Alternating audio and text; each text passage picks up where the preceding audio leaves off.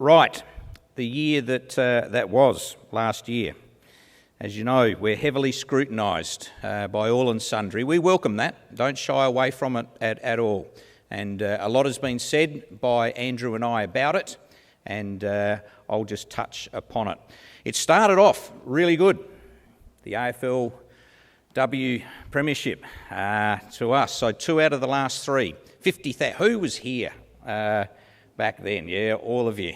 I think it was about 73,000 we're up to now, but wasn't that a wonderful day? How proud did you feel?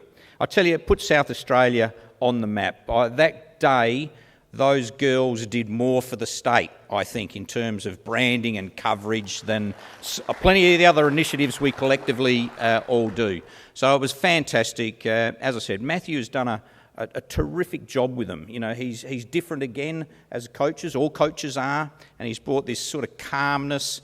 The girls relate so well to him, and he got the best out of them last year. And as I said, 50-odd thousand people here at Adelaide Oval, a triumphant victory.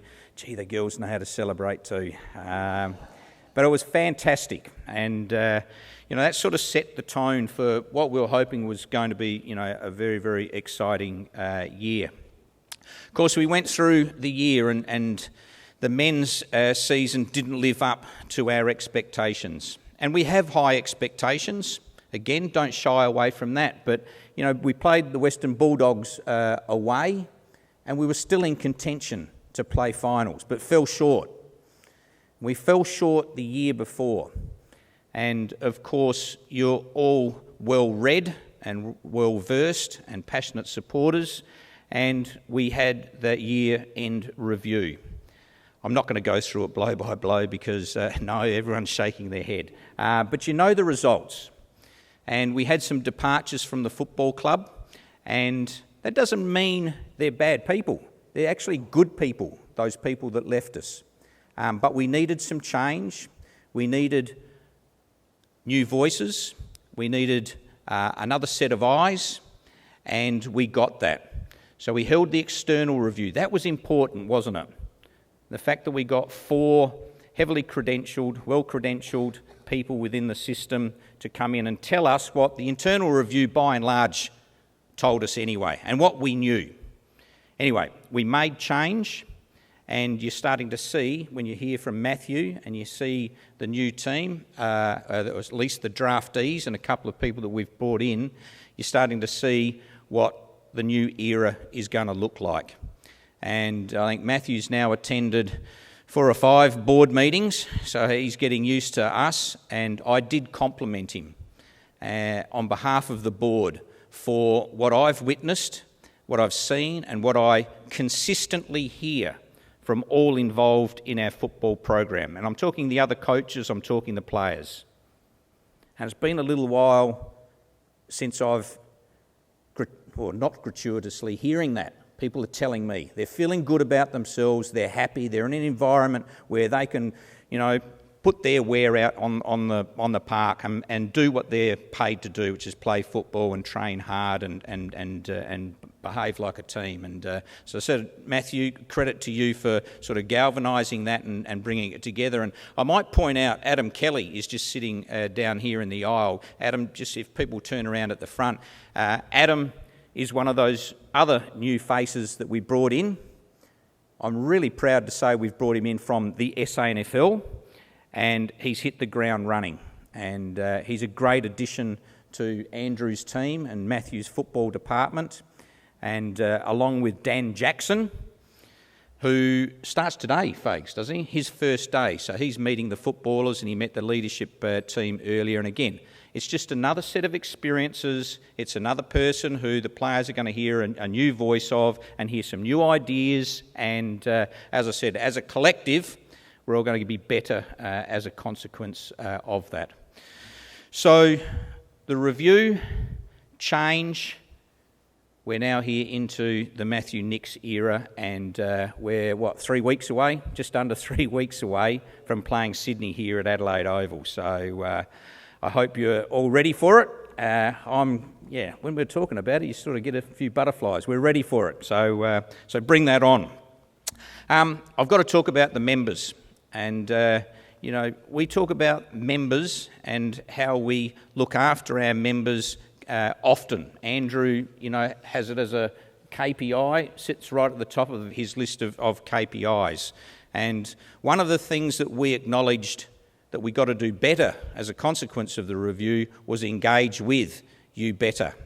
And to that end, Andrew and his team have had at least a couple of member forums and just sit, talk, listen to your concerns, and then try and address those. So I think, Andrew, you've invited, it would go into the many hundreds of people to forums. So here's an invitation.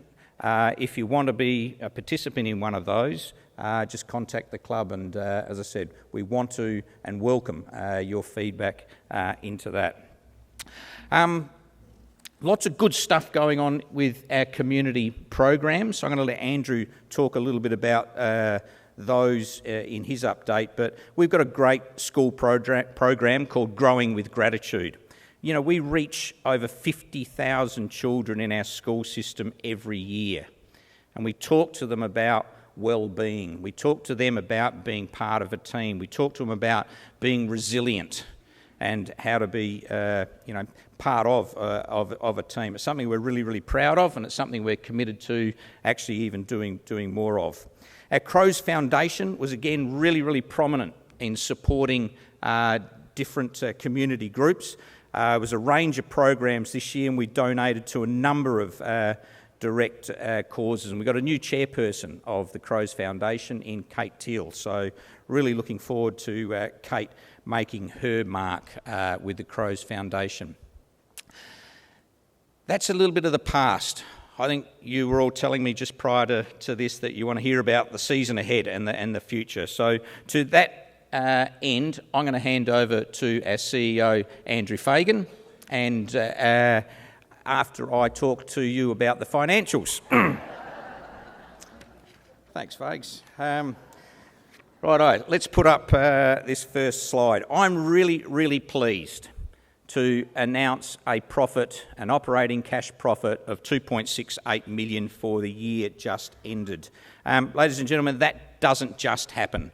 That is as a direct consequence of having a very, very healthy commercial program, and as I said before, just tremendously loyal and passionate supporters, sponsors and members that allow us to produce a result like that. That's a wonderful result, and credit should go to Andrew and to you, his team, and to you for allowing us to produce that. So that's on the back of a profit last year of 3.82 million. I mean, it's good to make money. It's good to be profitable. I mean, we know why we exist. It's to win finals football. This helps us do that.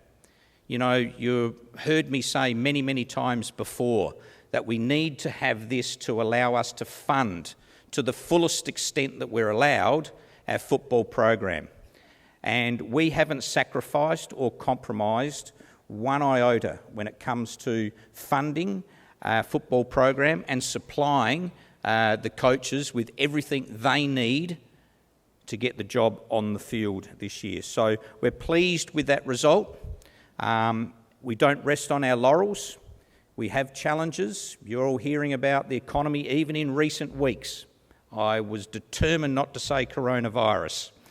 But there are challenges, and we do need to be prepared for them, and we don't, as I said, rest on our laurels with that, and Andrew and his team must work hard, continue to work hard to ensure that we're able to do this year in, year out, because that's what good football clubs do. I've got a little slide in the next one there which actually just shows that 5-year profit trend. I like trends. Often in football, Con, the accountant, is nodding his head. Look at that. I like trends because it does give you a feel for this isn't just a blip, this isn't just a one-off, this isn't just a bit of luck. This is as a consequence of having good, solid programs that are consistently delivering the results for you and for us. Next slide there is, I just wanted to highlight the board. Really proud of this team because made up of very diverse backgrounds, skill sets and sets of experience. And as you know, a few years ago we changed the constitution to have 2 members elected to the board to complement the skills that sit around the table. And I'm really, really pleased tonight. It's already been announced, but of course Rod Jamieson, who's an incumbent director, was up for election in January. And ladies and gentlemen, perhaps give him a round of applause because he was elected unopposed. And just to further complement that and round out the board for 2020, Jim McDowell had his term extended by another 3 years. Congratulations, Jim, who brings a lot to this board. So, ladies and gentlemen, the agenda just keeps getting bigger and deeper and broader and in some cases harder. And that's why you do need a good board and you do need a good management team to be at the helm of your football club. We've got that in this board. I'll now hand over to Andrew Fagan to, as I said, just peer over the horizon and talk about what you can expect coming up. And I think he will conclude with a reasonably detailed brief on North Adelaide.